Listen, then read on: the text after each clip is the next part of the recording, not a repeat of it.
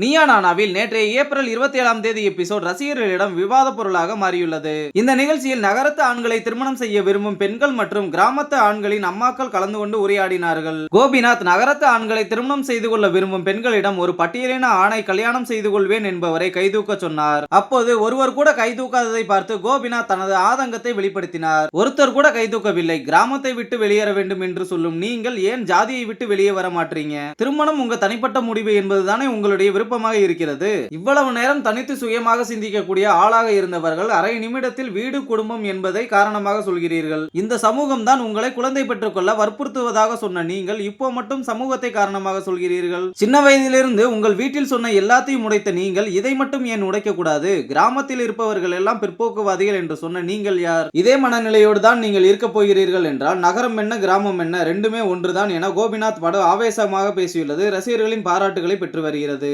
சமீபத்தில் திரைப்பட இயக்குனர் ப ரஞ்சித் நீயா நானா நிகழ்ச்சியை விமர்சித்து பேசியிருந்தார். இந்த நிகழ்ச்சியில் ஒரு குறிப்பிட்ட சமூகத்தை பற்றிய வார்த்தை பயன்படுத்தப்பட்டதாகவும் இதனை மியூட் செய்யாமல் அந்த நிகழ்ச்சி அப்படியே ஒளிபரப்பப்பட்டதை குறித்து அவர் தனது ஆதங்கத்தை வெளிப்படுத்தியிருந்தார். தற்போது இந்த நிகழ்ச்சியில் கோபிநாத் தனது தவறை சரி செய்துள்ளார் என நெட்டிசன்கள் கூறி வருகிறார்கள்.